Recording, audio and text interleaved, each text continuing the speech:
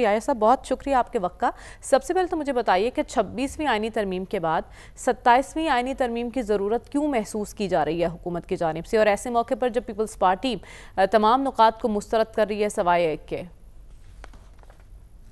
देखिए, पीर साबिर शाह का केस हो, पाकिस्तान लॉयर्स फोरम का केस हो, महमूद खान अचकज़ई का केस हो, एक बात तो साबित होती है कि पार्लियामेंट के पास पूरा इख्तियार है कि वो कॉन्स्टिट्यूशन को अमेंड कर सकता है। पाकिस्तान में कोई बेसिक स्ट्रक्चर डॉक्ट्राइन नहीं है। जिस तरीके से भारत के अंदर हमने देखा कि भारत की सुप्रीम कोर्ट ने बहुत से केसेस के अंदर इस्टेब्लिश किया कि उनका एक बेसिक स्ट्रक्चर डॉक्ट्राइन है, हमारे मुल्क में ऐसा कुछ नहीं है। और मियाँ साकिब निसार की एक बहुत मशहूर जजमेंट है जिसमें उन्होंने कहा कि कॉन्स्टिट्यूशन अमेंड किया जा सकता है, लेकिन सिर्फ इलेक्टेड रिप्रेजेंटेटिव से, नॉन इलेक्टेड रिप्रेजेंटेटिव से नहीं। और यही रीज़न है कि देखें 40 साल की हिस्ट्री में 26 अमेंडमेंट्स हो चुकी हैं इस कॉन्स्टिट्यूशन को लेकर। चलें 26 को अगर हम हटा भी देते हैं तो 25 तो इससे पहले भी हुई, और 18वीं तरमीम भी हुई जिसको हम सेलिब्रेट करते हैं कि हमने एक बहुत बड़ा एक्सपेरिमेंट किया। तो देखें, constitution is not a sacred document, it is not a sacrosanct document. कुछ ये कोई आसमान से नहीं उतरा, इंसानों का बनाया हुआ था, 1973 में बनाया गया, और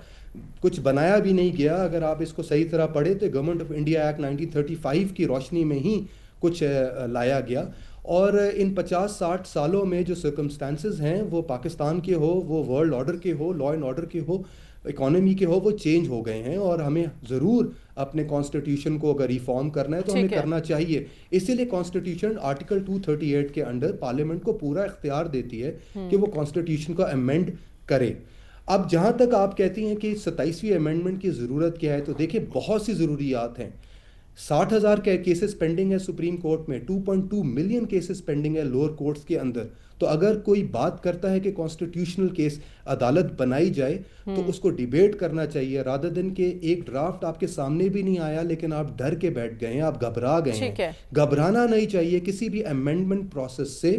रादर इस अमेंडमेंट प्रोसेस को सारी पॉलिटिकल पार्टीज, जिसमें पीटीआई भी होनी चाहिए, उनको देखना चाहिए कि क्या कॉन्स्टिट्यूशनल कोर्ट्स बनाने से पाकिस्तान की आवाम को और पाकिस्तान की सोसाइटी को बेहतरी मिलेगी या नहीं मिलेगी।